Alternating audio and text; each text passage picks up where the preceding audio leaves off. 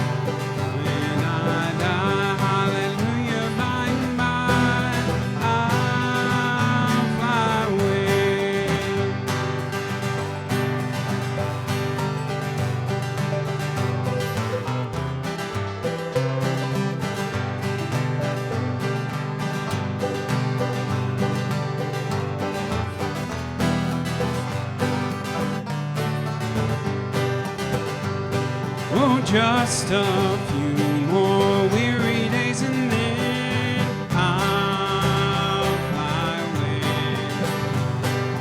to our land where joy shall never end. I'll fly away. I'll fly away, oh glory. I'll fly away. When I die,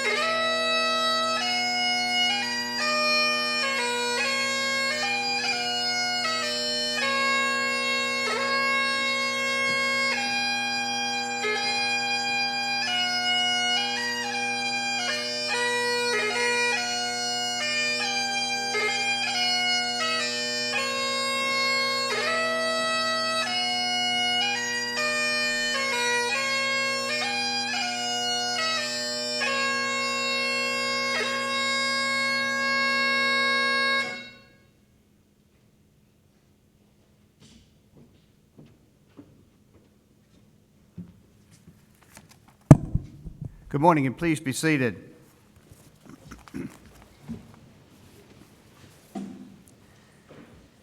Thank you so much for joining us here today on what a beautiful day it is to come together in remembrance and to come together in celebration, to celebrate the life of Augusta State University President Emeritus, William A. Bloodworth Jr. I want to start by thanking Julia, Dr. Bloodworth's wife of 57 years, and their children, grandchildren, and other loved ones for allowing us to host this celebration right here on the Somerville campus, a place where Dr. Bloodworth left an enduring legacy. As you can see by today's crowd, our entire campus and community are mourning the loss of such a respected and beloved leader. Dr. Bloodworth never forgot a name, never forgot a face. He was truly a campus icon who was widely admired for his teaching and leadership skills, but also beloved for his humility and his humanity. Alongside a nearly 50-year teaching career, Dr. Bloodworth was crucial to our institution's growth. He oversaw Augusta College's transition to a state university and was vital to introducing new programs, accreditations, and online class offerings to grow our educational opportunities and to support student success. Dr. Bloodworth took charge in securing over $103 million in new construction and renovations during his tenure here at Augusta College. In fact, many of our Somerville campus buildings would not exist were it not for his leadership and vision. This includes Science Hall, All Good and University's halls, a new student activity center, new golf practice facilities and golf house, a golf pavilion, parenthetically, facilities that I'm sure led to not one but two back-to-back national championships in men's golf, an amphitheater, a history walk, a new art gallery and studios, and other renovations which produce state-of-the-art facilities for student research, study, and activities while transforming the appearance of our campus. But it is truly his love of people and learning that will continue to resonate on our campus for years to come. His commitment to student success and accessibility education sets an example for all Jaguar Nation as we fulfill our mission to serve our students on this campus as well as throughout the state of Georgia. I think this quote best summarizes Dr. Bloodworth's commitment to our students and to his legacy. "There is no greater joy than knowing you have played a role in changing lives," he said. That's the power of education. We have remembered Dr. Bloodworth by placing a wreath at the Russell A. Blanchard Fountain, and if you drive by tonight, you'll see the front gate, the fountain, and the grove flooded in jaguar blue in his honor. We're so proud to honor and to uphold Dr. Bloodworth's legacy, not only today, but also well into the future. Thank you very much.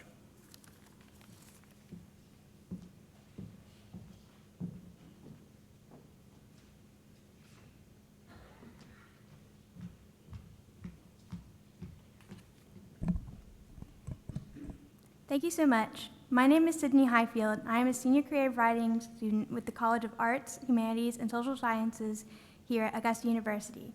It is an honor to be here with you all today, celebrating the life of not only a great man, but an extraordinarily good one.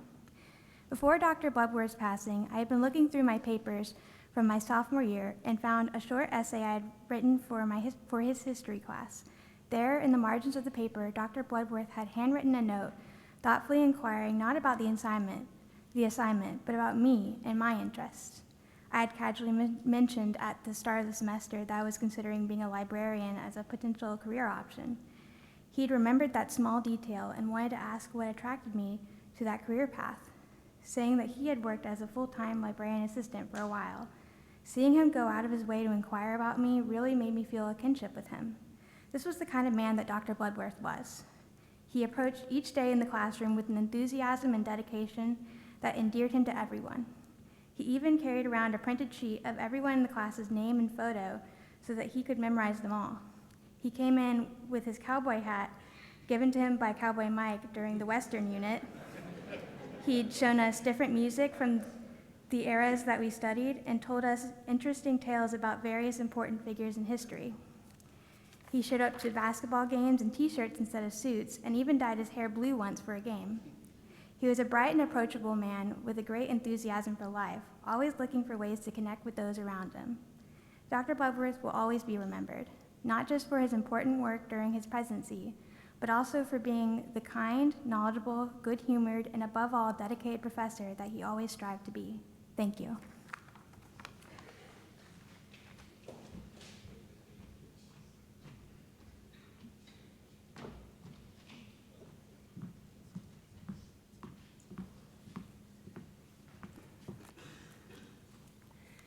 In the past 2 pandemic years, I've attended too many celebration of life ceremonies.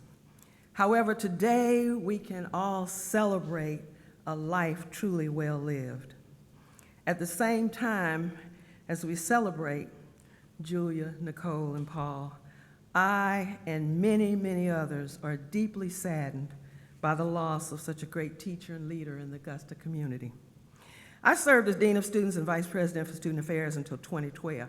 I'm going to try and be fast because Wes has a cane that he's going to pull me off if I go over time. I met with Dr. Bloodworth at least twice a week, individually and as part of the President's Cabinet. I don't have time to adequately share some of the funny and also inspiring stories that I remember from my 15 years at Augusta State.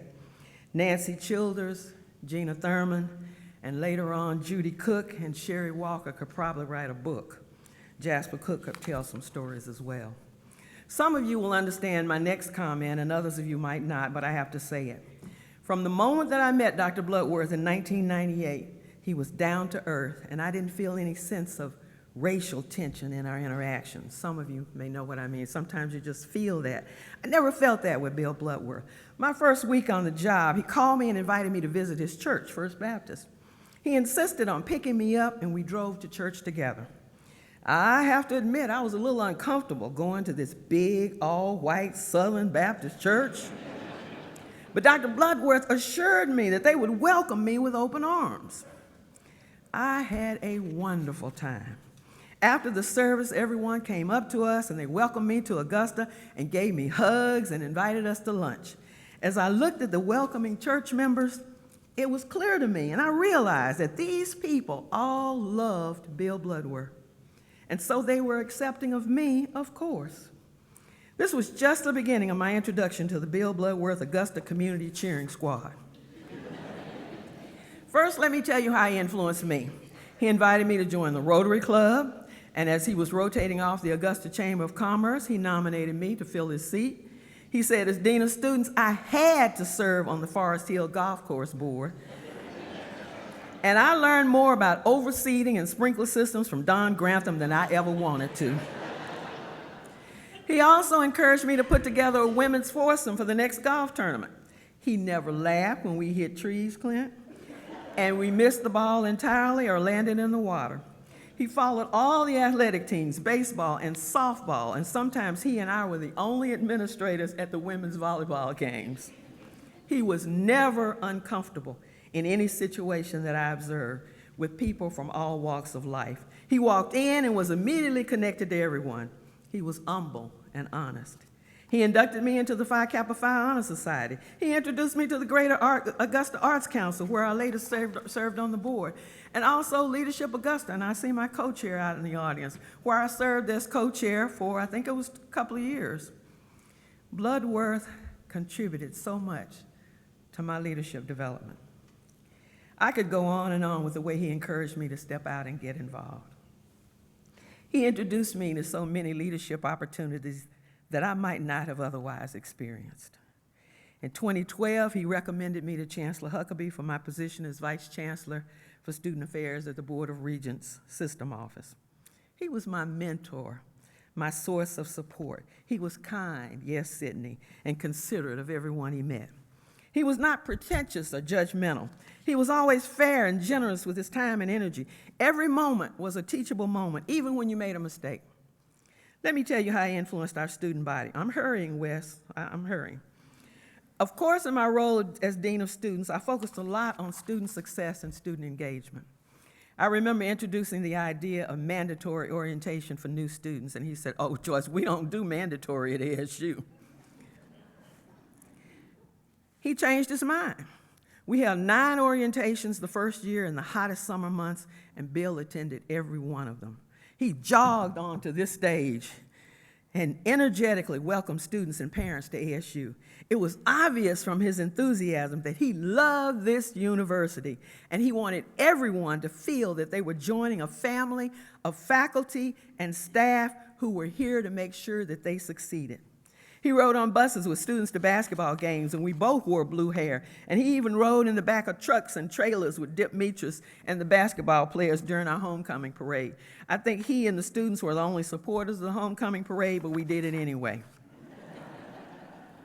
He cared deeply about students. Yes, indeed, President Keel. He was always ready to participate in any events that supported students. He would fry hamburgers, cook pancakes during exam week. He had a great sense of humor and didn't mind being the brunt of a joke. He held a monthly luncheon for student leaders called Pizza with the Prez. He listened, and sometimes he changed his mind, which is a rare characteristic in administrators, I can assure you. I know a little bit about that. He was a student-centered president. I watched him learn students' names and tidbits about them from their freshman year to commencement when he handed them their diplomas. Students' academic success was a high priority for him, as well as any of our activities that promoted student engagement. If students were engaged and connected to the university, he preached that they were more likely to remain in school and work harder to maintain their academic standing. He and I had a lot in common. We were both from Texas. And because of his background, he focused on increasing accessibility to anybody who wanted a college education. We increased enrollment back then, didn't we, Catherine? But he also wanted to increase the graduation rate. We had students on the 10-year plan in 1998. And he wanted to drop that to 6 years. With faculty and staff working hard, and under his leadership, we made progress in all of those areas. In the 19 years that he led this university, he was indeed able to transform a commuter campus into a university. This campus definitely has been transformed from Augusta College to Augusta State back in the day. The first year that we opened University Village, I'm almost done. The first year that we opened University Village, there was a fire. Someone was cooking fried chicken at midnight. Who cooks fried chicken at midnight? And they fell asleep, and the whole apartment caught on fire. By the time Therese Rozier, our facilities guru, and I arrived, the fire department was there, and so was a team for risk management. I think Dan Whitfield sent those guys over. He was protecting those buildings. We proceeded to find places for the displaced students to spend the night and agreed that we would look at the damage report in the morning. We called Bill Bloodworth, told him all was well and everyone was accounted for and safe. I hung up and I was talking to a fireman for maybe 10 minutes, and I turned to my right and I bumped right into Bill Bloodworth. I don't know how he got there in 10 minutes. He said, "Joyce, I had to see for myself." He walked around and talked to students at 2 o'clock in the morning, and one of them asked me, "Dean Jones, who is that guy in that ASU t-shirt and blue jeans?" I said, "That's your university president, taking care of you and your roommates, making sure everybody is safe." We enjoyed events in Washington Hall, but we wanted a real student center with a formal ballroom, and we drove to different campuses to see what we could build. I also wanted, some of you already remember this, a bowling alley in the student center. But Kathy Hamrick said, no, no, no. I also wanted a football team. Bill listened, and I remember bringing up this idea at a cabinet meeting, and Clint Bryant stood up and said, "No, no, no." I wanted residence halls, yes I did, on the Somerville campus. Everybody can go, ooh. Helen Hindy and Therese Rozier said, "Oh, no, no, no, no, no." I was always suggesting things that I thought would increase enrollment. While many of my ideas were met with no, no, no in cabinet meetings, Dr. Bloodworth always listened, and he often thanked me for introducing new ideas and encouraged me to keep it up. Not to let those no's slow me down, and that has followed me in every position I've had. He was supportive and fair. Did I already say he listened? Finally, I know I'm not alone in the impact this friendship and professional relationship inspired and encouraged in me, and I can prove it. So all the folks from Augusta College, I want you to stand. Whether you were a student, a faculty, staff at Augusta College, we're going way back, Augusta College. All right, hold that thought. Oh my goodness, look at all these old folks. Now I want everybody from Augusta State University to stand. If you're a student, a faculty, staff, my goodness gracious. Julia, Nicole, and Paul, all of these folks were influenced in some way by Dr. Bloodworth's leadership. He has left a legacy with his influence on this community. You can sit down. Sam Sullivan, the first African-American provost and vice president for academic affairs and also a deacon, one day called Bill Brother Bloodworth. Sometimes during budget reduction discussions, Sam would say, "Brother Bloodworth's gonna have a come to Jesus meeting with us." Budget reduction meetings are never fun. Is that right, President Kim? That's especially when Sam called him Brother Bloodworth. It was a term of affection, respect, and endearment. Bill felt like a brother when we were going through challenges. We were all in this together. He was not pretentious or stuck up. We were all in this together, whether in our failures or in our successes. And so today, Brother Bloodworth, thank you for all that you have done for all of us. Brother Bloodworth, rest in peace. Rest in peace. Thank you.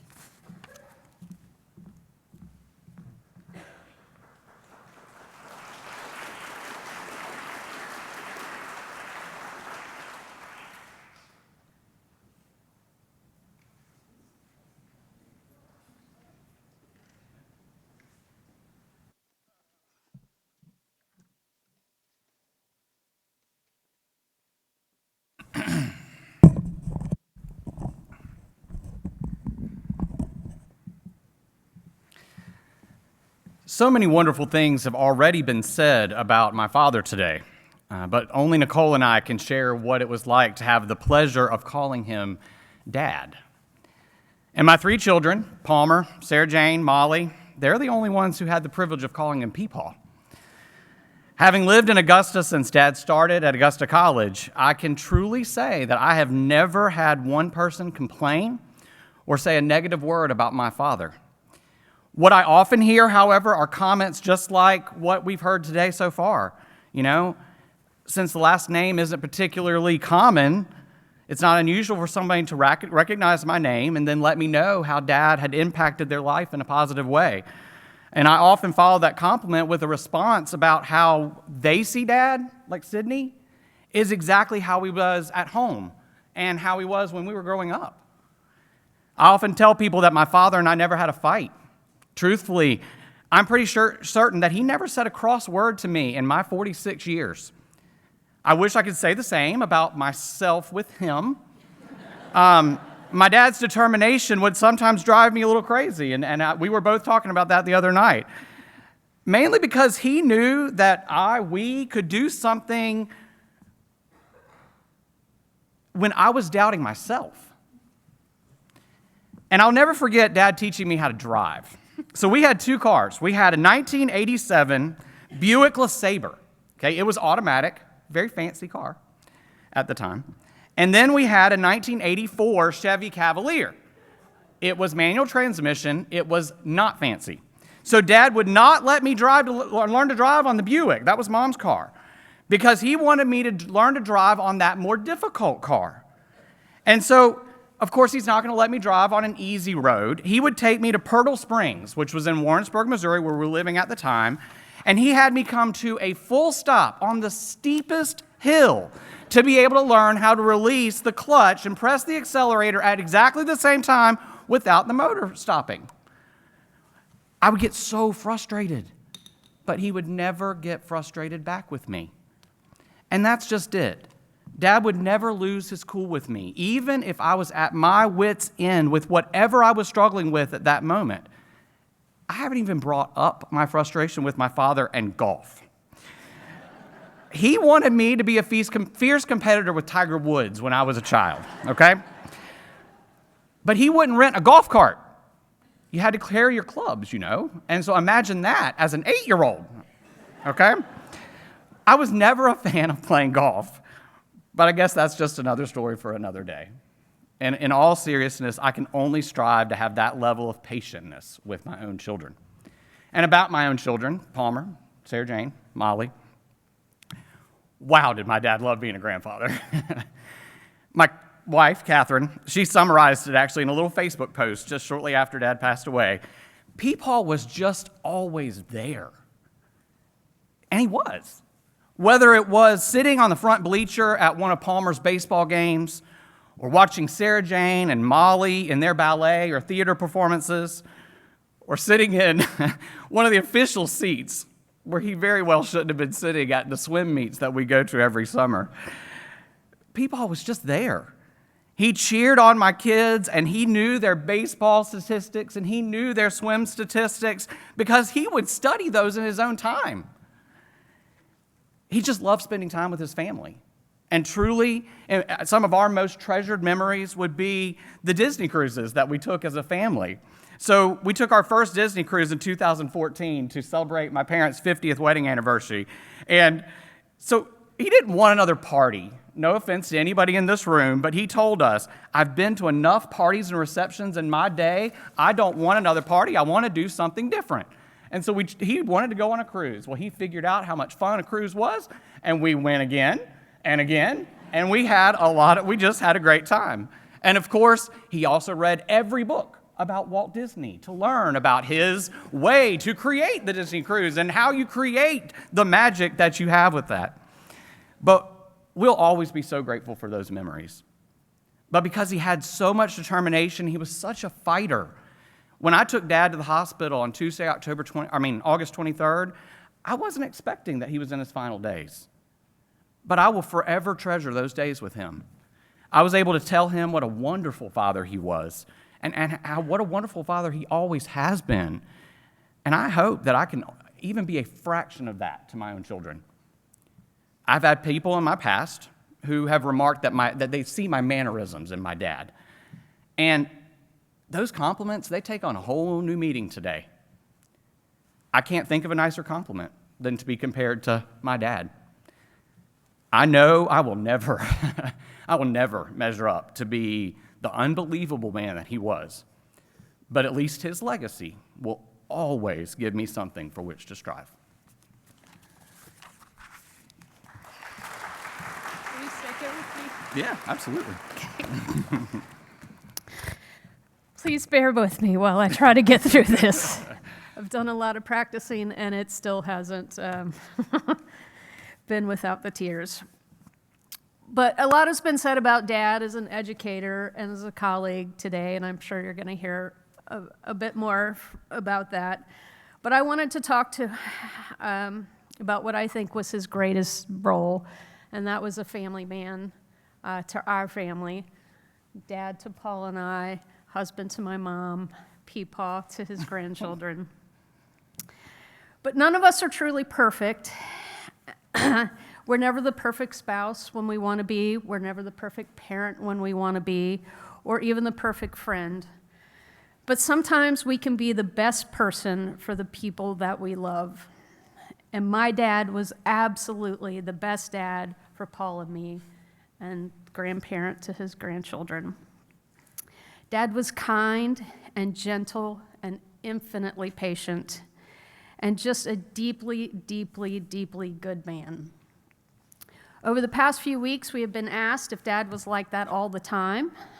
People have even expressed disbelief that he could possibly be that way all the time. But I'm here to say that he absolutely was. 100% of the time, Dad was being the best man that he could be. As Paul said, he never raised his voice to us. We never got in fights with him.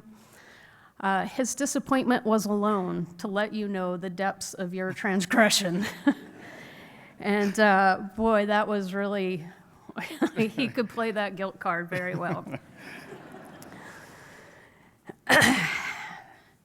So I don't think the idea of a hands-on dad was much of a concept back in 1972 when I was born and became his daughter.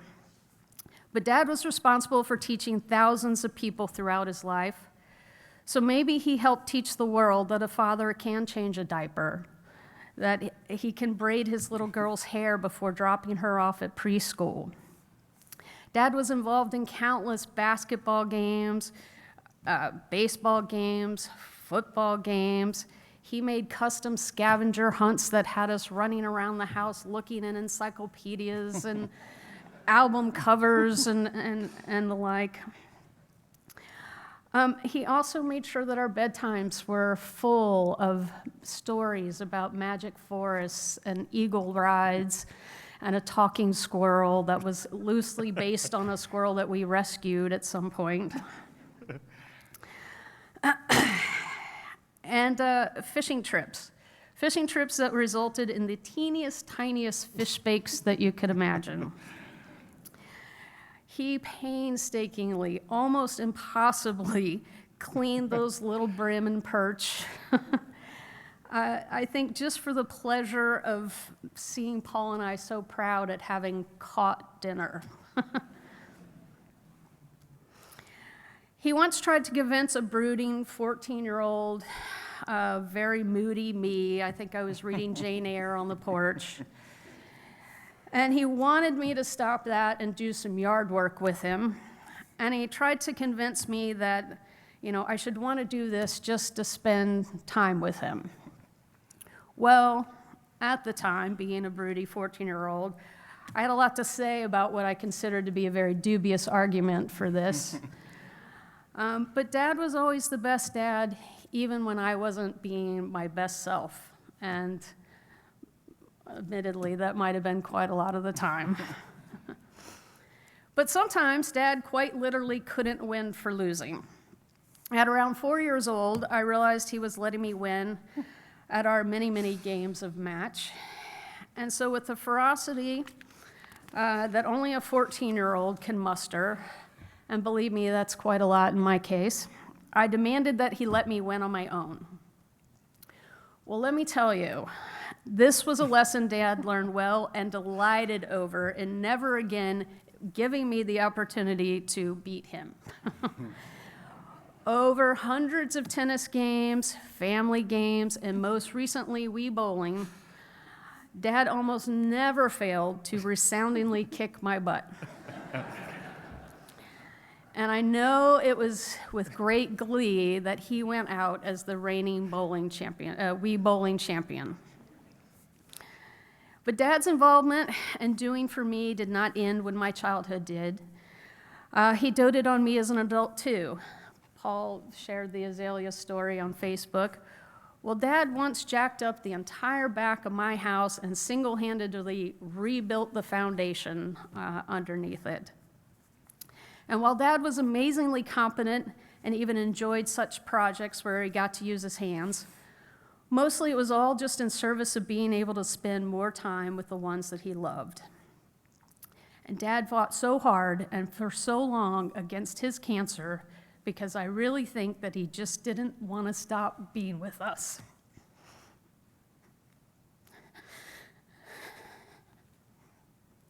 And whenever I came to visit, Dad would light up and he would tell me so many times during my trip, he would say, "I'm just so happy to see my daughter," or "This movie may not be so great, but I'm very happy just to be spending time with my daughter." And so I hope you were all lucky enough to be raised by the best dad ever, but there will never be a better best dad ever than our best dad ever. He always, always made us feel loved, safe, and so very special. His kindness and love of people made our world, the world of his kids, the world of his grandkids, a gentle and accepting place, even when the world itself was doing its damnedest to be its worst. So I hope we can all remember what it feels like to shine in the love of Bill Bloodworth, and that we can hold on to that for the road ahead, because it's going to be a little bumpy for a while, and Dad will be so deeply, deeply missed and always loved.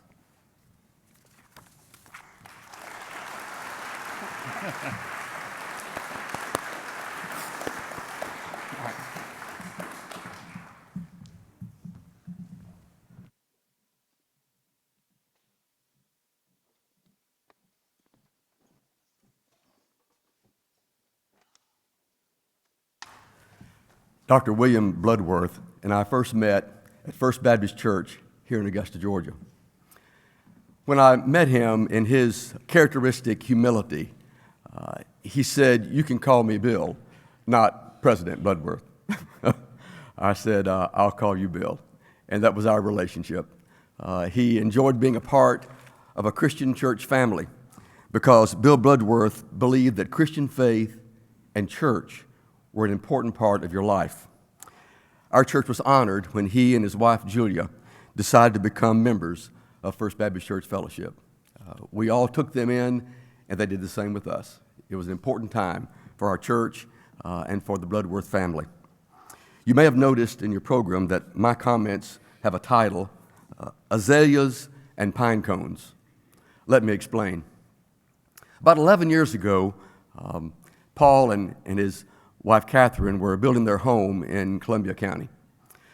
Bill wanted to give his family a gift, so he bought 65 azalea plants and said, "I'm going to give them to you all." But if you knew Bill well, he was very careful with money. He was, well, some of the watchwords might be frugal, thrifty, prudent. I didn't say stingy, because what he did was he found plants for $1. Even 11 years ago, I don't know how he pulled that off, but he found the plants here in Augusta for $1. Right, Paul? And he said, "I'm not just giving you these plants. I'm going to plant every one of them." And so he did. In the backyard, dug the holes, put the plants in. Not just the plants, but then he decided, you got to have water to keep these plants alive. So he put in a sprinkler system by himself. If you've ever gotten involved in that, it is a chore.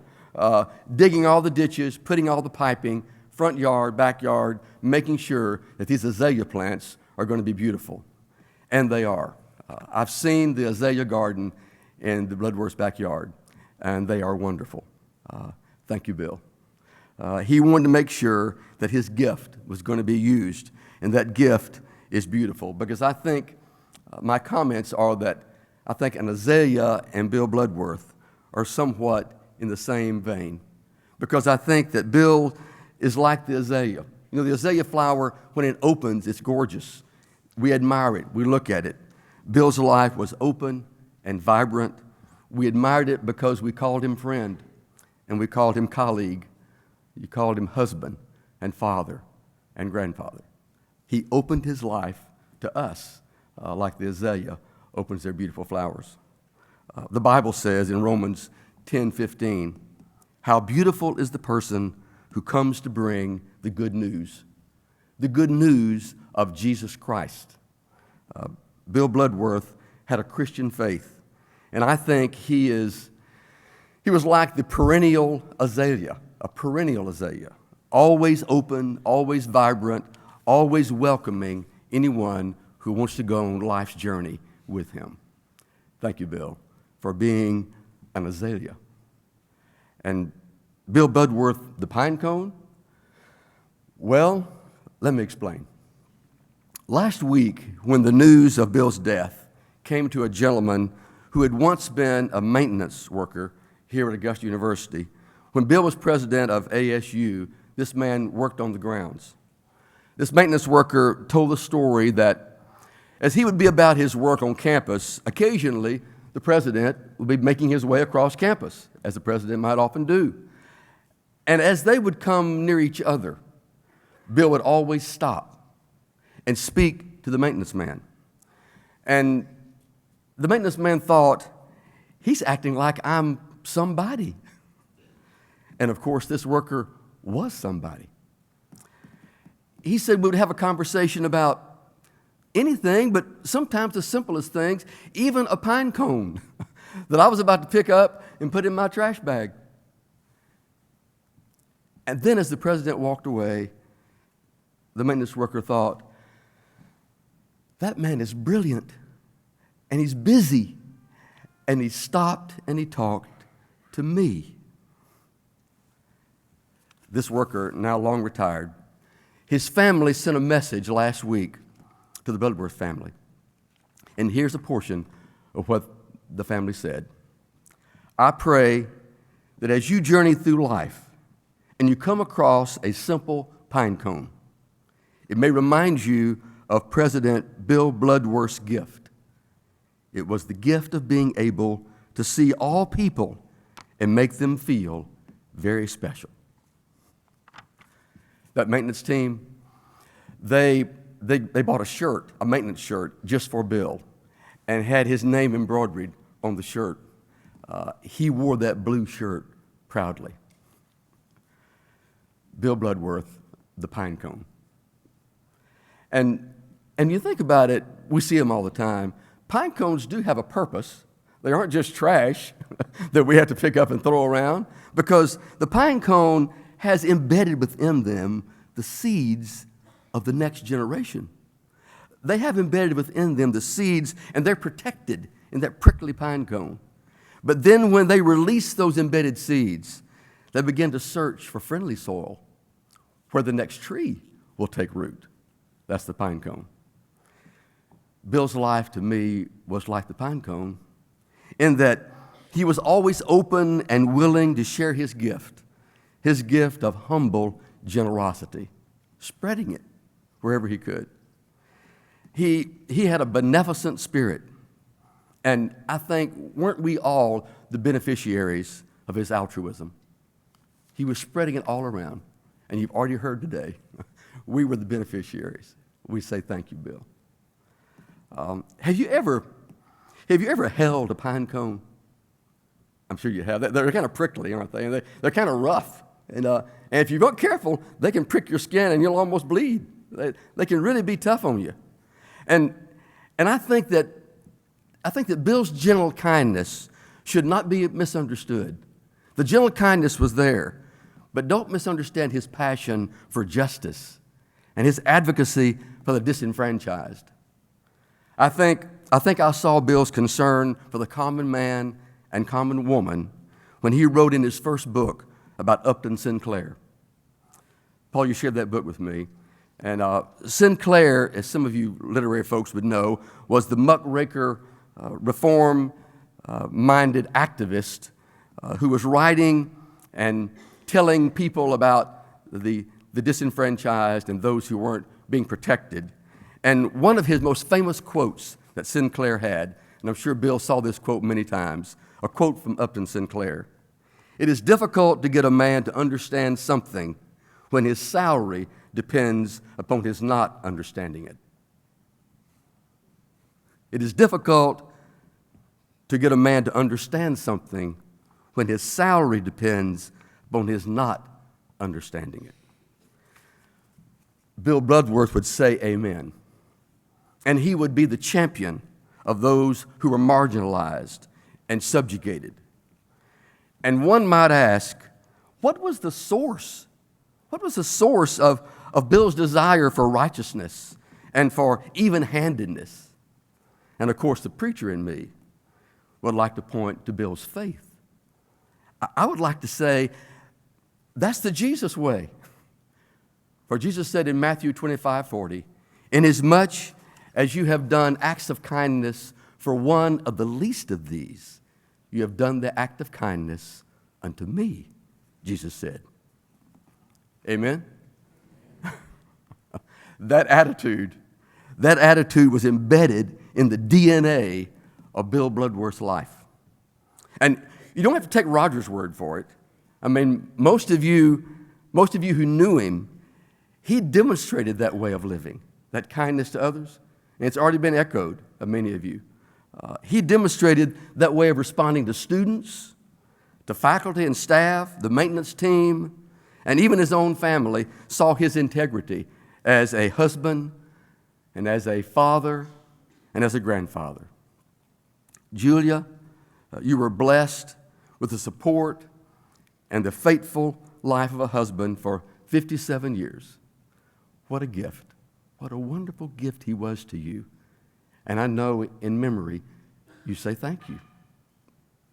And Nicole and Paul, we're all grateful for the tribute that you gave your dad and what you said. That was not easy to do. And bless you both for sharing from your heart. Your dad shared his unselfish devotion to you, his children, and you were given a legacy for which you're grateful, and a legacy you must share to the next generation. And let me say a word to Bill's 3 grandchildren, Palmer, Sarah Jane, and Molly. I know you called him Peepaw, President William Bloodworth, and you said Peepaw. Your father, Paul, as he mentioned earlier, was with your dad, your granddad, in the hospital for a long time. That was not easy, Paul. And you told me that many of the conversations you had, there's one you remembered quite well, and you shared with me a few days ago. And grandchildren, this is what your granddad said. He was sick in the hospital. He told his son, Paul, I am glad that you're raising your children in the church. That's what he said. You're raising your children in the church. Grandchildren, your grandfather was being consistent in the way he approached life and the way he approached faith. And you 3 grandchildren were showered with his devotion. Because as the pine cone opens itself and releases its embedded seeds, Bill wanted his Christian faith to be renewed from one generation to the next. And you were the ones receiving it, Palmer and Sarah Jane and Molly. So, President William Bloodworth, an azalea and a pine cone.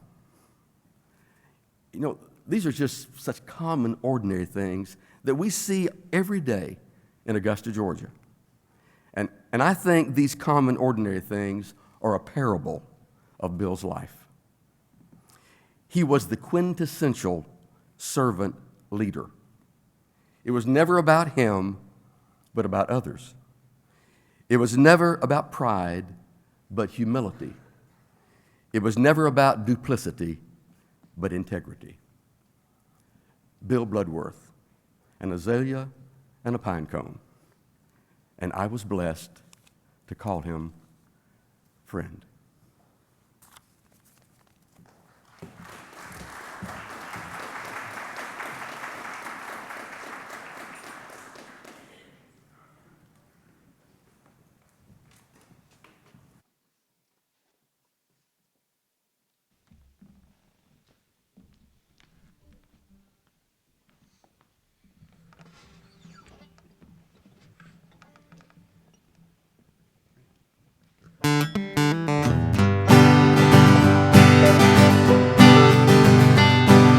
Some glad morning when this life is over, my way to our home on God's celestial shore. My way,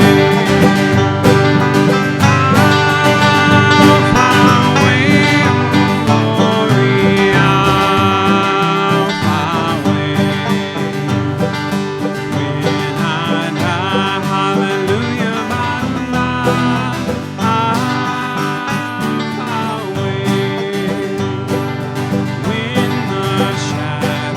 of this life have gone.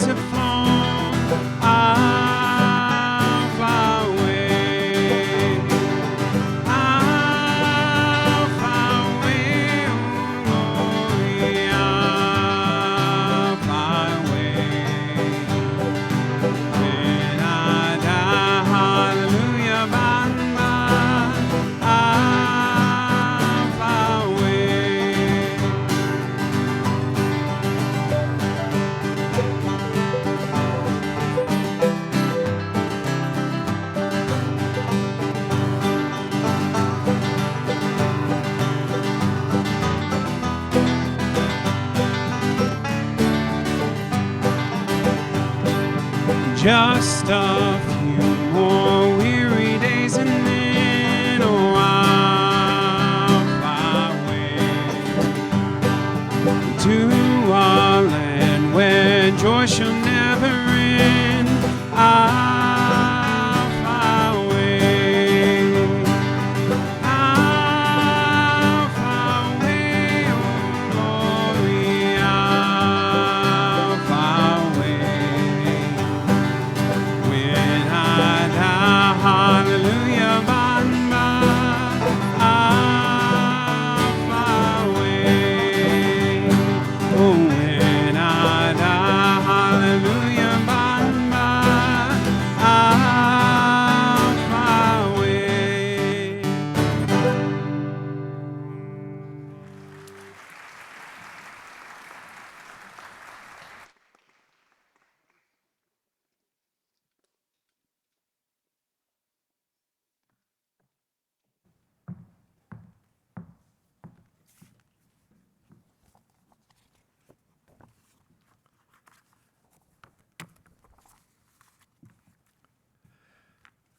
Well, let's acknowledge at the outset that Bill would have hated what we're doing here today. He'd be squirming uncomfortably in his seat as he heard himself remembered and praised. He always redirected whatever praise he received to others. Those he insisted really deserved it. That is, incidentally, us. The faculty and staff of this institution and the people of Augusta, whom the institution served. So in a way, it's good he's not here physically. He would have suffered it all with a smile, but he would have suffered. But Bill, in a way, this is not for you. It's for us. We loved you, we will miss you, and we had to come together to celebrate you. There's some lines from a Shaker hymn, Simple Gifts, which I think sum up something essential about Bill. 'Tis a gift to be simple, 'tis a gift to be free, 'tis a gift to come down where you ought to be. And when you find yourself in the place just right, 'twill be in the garden of love and delight. When Bill came to Augusta in 1993, he found himself in the place just right. He loved it here. He loved the town, the community, the college that had grown out of it. He did everything he could to learn about its history, to meet its leaders and its ordinary citizens, to understand its school systems, its racial realities, its gifts, and its shortcomings.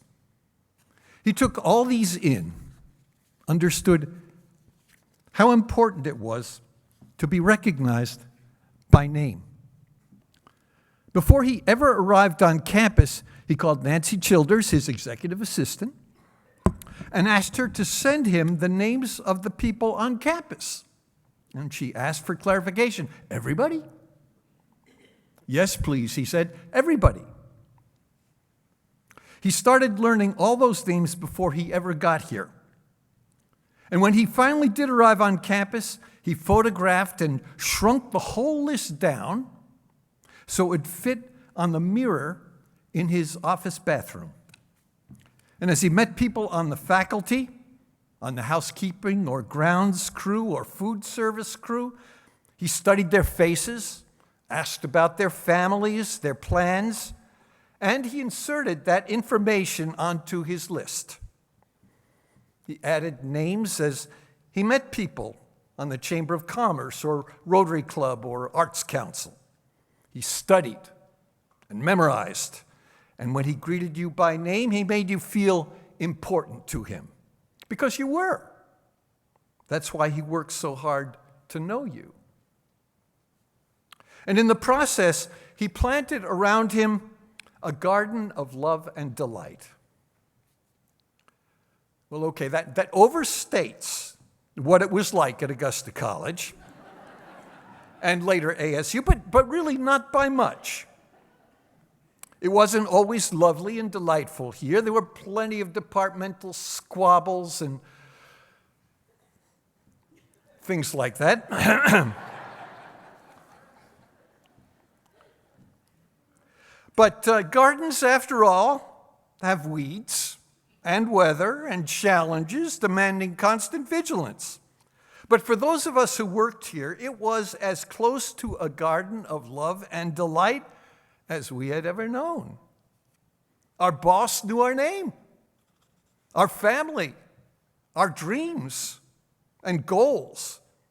And behind the scenes, he did all he could to help us succeed. Like others who worked here, I won prizes or awards I never applied for. Bill had written a letter of nomination without my knowledge. An English teacher by training, Bill was a master of communication, understanding the eloquence and power of even so humble a punctuation mark as the apostrophe. His use of the simple apostrophe pulled into focus for all of us our purpose here at Augusta College. Augusta College, he said, was Augusta's college. That meant that we were to serve the students whom the community sent us. 87% of them came from the Augusta area, and they would return to it after graduation as its citizens and leaders. Most of them could not afford to be dedicated full-time students. They lived at home with parents or spouses. They worked full or part-time jobs. They had children to raise and support. Some came unprepared for college-level work. Some dropped in for a semester and out for a semester as their circumstances demanded.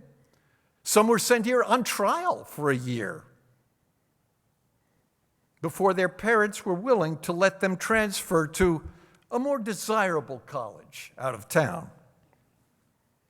Well, this was not the kind of student population that most of us had dreamed of when we were preparing for college careers in graduate school, but Bill ennobled our task in his embrace of that mission. We still grumbled at our students' deficits in reading, writing, and other basic skills. But now we understood that there was no nobler task than to meet these students where they were and to guide them into the challenges and rewards of a liberal education. He knew those students well, since as a boy in Texas, he had been one of them himself, when a beloved teacher in his four-room schoolhouse introduced him to a world of possibilities he couldn't have imagined. Bill believed in the nobility of teaching ever since. When you bumped into him in the hallways or on campus or saw him en route to a meeting, he called your name with a grin on his face, a twinkle in his eyes, a bounce in his step that communicated a sense of joy, made you feel that there wasn't a better place to be than here at Augusta's College. You always felt better after an encounter with Bill. But being Augusta's college was also a liability. Keeping our doors open wide without compromising academic standards meant many students couldn't graduate on time or chose to withdraw altogether. And this hurt our 6-year graduation rate. And that was the metric by which the Board of Regents measured our success. Bill labored mightily to improve that rate through improved advising for at-risk students, mentoring programs, a college orientation course, a first-year experience. But that graduation rate proved almost intractable. Still, Bill knew how to take liabilities and turn them to advantages. His being hard of hearing, for instance, made him a great listener. It forced him to focus all the more in the conversation, to talk to people one-on-one, moving in close, looking at you as you spoke, and making you feel like there was nothing more important to him than hearing what you had to say. When the 6-year-old warehouses converted to classrooms started to shed asbestos from their roofs, and the newspaper cast its unblinking eye on the health dangers that created, Bill shrewdly turned a public relations disaster into evidence the Board of Regents could not ignore, that we needed new facilities. Allgood Hall and University Hall were the results, and soon after them, the renamed and repurposed Washington Hall, the Jaguar Student Activity Center, the Doug Bernard Amphitheater, the beautiful History Walk, and all the other new buildings out on Wrightsboro Road. With Bill as gardener, this place just right became a much more beautiful garden. But deep below the garden, the tectonic plates were silently shifting. Political, economic, and educational forces suddenly came together, remaking the face of higher education in Augusta, and the Medical College of Georgia and Augusta State University consolidated into one institution. Augusta State University ceased to exist in 2012, and its last president, Bill Bloodworth, retired. The French author Voltaire wrote the story of Candide in 1759. An idealistic young man, Candide travels the globe seeking the best of all possible worlds. At every turn, he meets with disaster, disappointment, and disillusionment. By the end of the book, bowed but not defeated, Candide realizes that the real purpose of every person's life is to cultivate his own garden.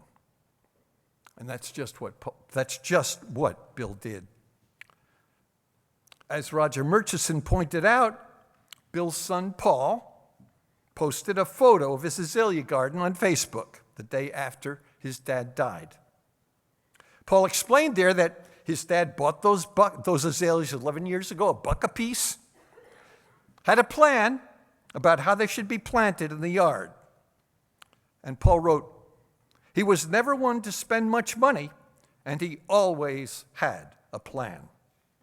And as you heard, Bill planted them all by himself and installed the sprinkler system. And after leaving the presidency, Bill didn't go home and sulk. He didn't badmouth those who succeeded him. He got back in his own garden, the classroom, and took his place as that humblest of teachers, a part-time faculty member. He taught 2 courses almost every semester through this past spring, and his students loved him. One day, a few years ago, I was sitting in my office, part-time office on the 3rd floor of Allgood Hall, and he spotted me as he was passing by. "Jim Garvey," he called, all joy and enthusiasm, looking a bit wan, but cheerful. He showed me several sheets of printouts covered with students' names and pictures, 70 in all, from the 2 history classes he'd be teaching.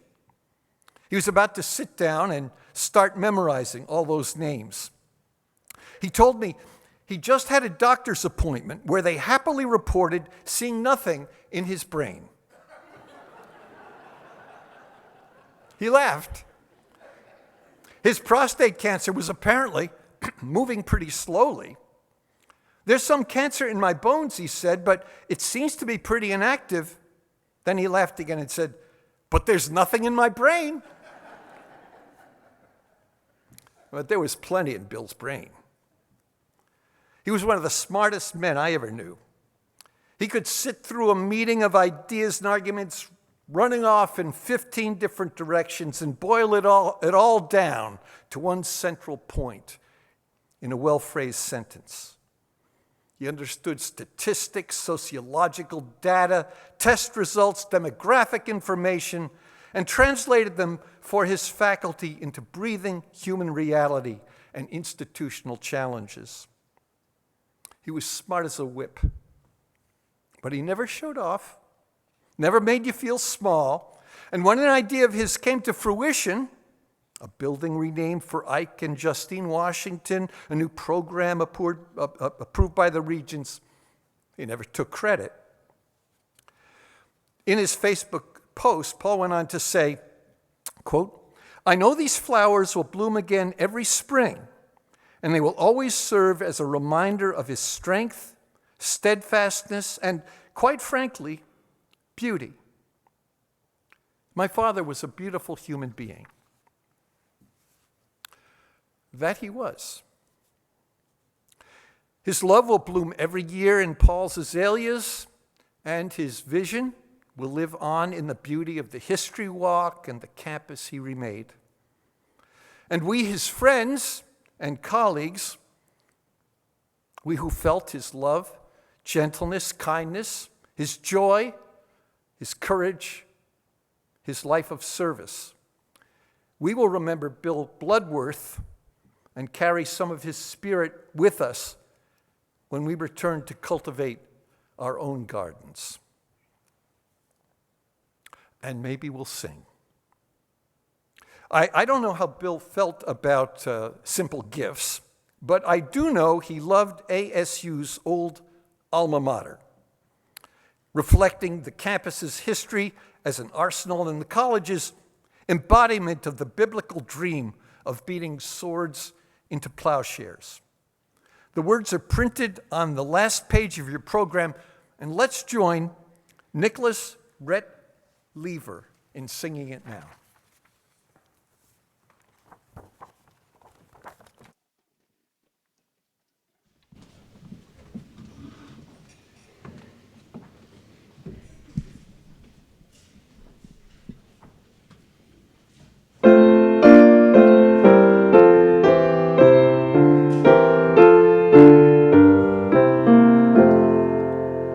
Where sentinels once guarded thy ornaments of yore, now aged oaks sublimely bespeak a lofty lore. All hail Augusta state, our voices now we raise to give thee alma mater, our fervent love and praise. Thy sword is now a plowshare, and peace enshrines thy name. The flag unfurled above the earth's glory to thy name. All hail Augusta state, our voices now we raise to give thee alma mater, our fervent love and praise. And we thy sons and daughters who pass thy portal through, will keep thy inspiration with honor high and true. All hail Augusta state, our voices now we raise to give thee alma mater, our fervent love and praise.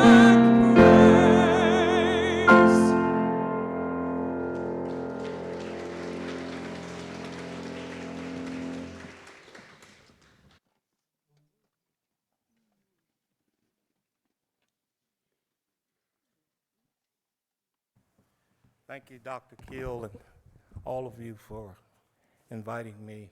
Julia, Paul, Nicole, grandkids, Bill loved you, and he always talked about that. And so today is a little bittersweet. I'm glad that Bill, even in death, is getting his rightful due and respect of what he meant not only to this university, but to this town, to this state. Bill Bloodworth was a very caring individual. Now, Dr. Murchison was very kind. I called him frugal, but he was tight as tight could get. And everybody knew that, but that was all right. And I enjoyed listening to Jim and Joyce give reflections. And Nancy Childers called me one day, and she said, the president is bouncing off the wall. He thinks that somebody's playing a trick on him. I said, what happened? He said, Dean Smith called him. Well, Dean Smith had called him, and Bill didn't believe it. Just like he didn't believe in the president's office when Bill Clinton was in office. They called and said they were coming to campus. And I remember that afternoon, Joyce, you and others on the president's cabinet will remember how we thought John Flowers was going to jump off the walls. He was so excited. So that was Bill, and we all know about what he did to this camp, the ugly duckling that became the beautiful swan here on the Somerville campus was all about Bill Bloodworth and how he made a difference physically to this campus. But that's not what we'll remember Bill Bloodworth for, and hopefully in his passing we will all take something away with us. Bill was authentic, real, ordinary, caring, and loving, all while being an exceptional academia and a scholar. He understood that a leader, particularly a teacher or coach, has a most powerful influence on those he or she leads. It's a sacred trust helping to mold character, instill productive principles and positive examples to those under his or her supervision. The most essential thing for a leader is to have the respect of those under his or her supervision. It starts with giving them respect, and we heard a lot about that today. You must make it clear that you are working together. Those under your supervision are not working for you, but with you, and you all have a common goal. A leader must be powerful, must be a powerful ally to his and her own example. They lead by example, and we heard that today. To Bill, concern, compassion, and consideration were always priorities of the highest order. One of Bill's last public things he did was he was a part of my retirement celebration.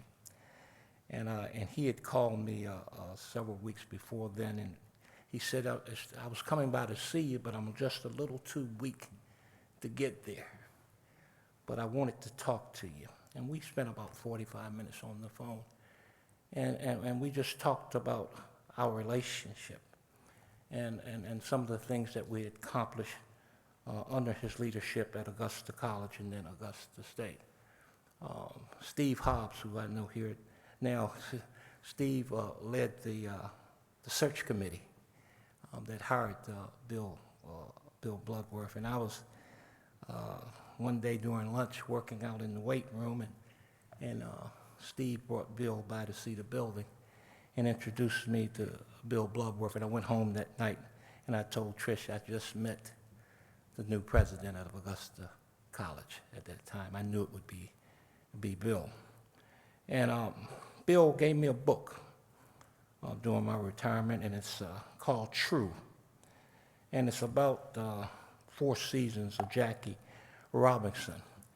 And in true Bill and Julia Bloodworth form, I opened the book, and the first thing it says is, Bill didn't leave me room to write.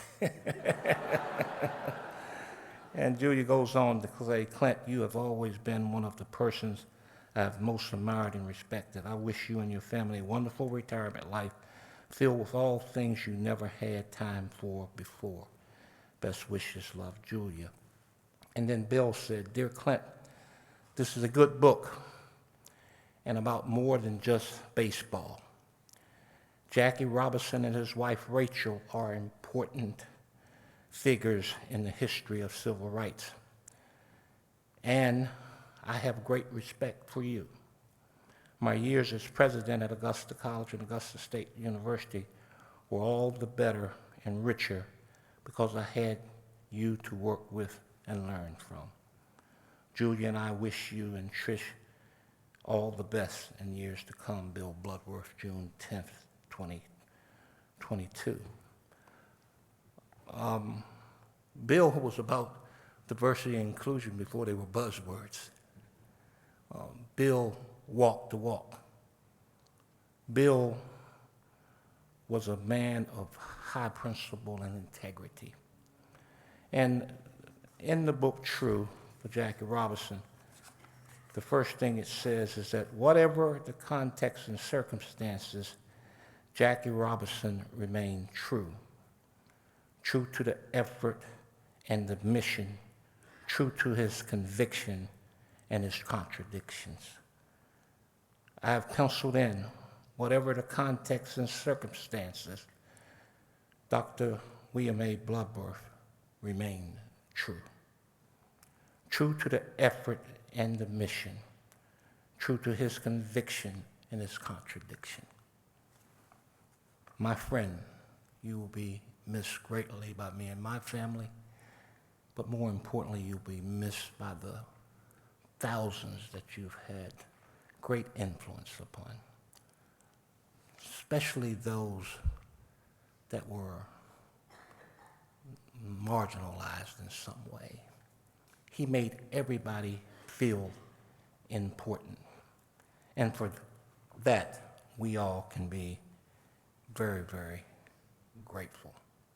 Now, all of you are invited, and Wes has told me, and Wes, I stuck to my 5 minutes. You're all being invited to a reception outside. And hopefully, if nothing more from this day that you gain, is that leave here with the spirit of Bill Bloodworth. And as Pastor said, treat it like that pine cone and build other trees of togetherness. And let's get away from this thing about divisiveness. We are all one. And Bill Bloodworth helped us to realize that. And if nothing more, from this day forward, each one of us in his passing can make sure that we do all we can to go about life the way that Bill Bloodworth did. Rest in peace, Bill. Thank you.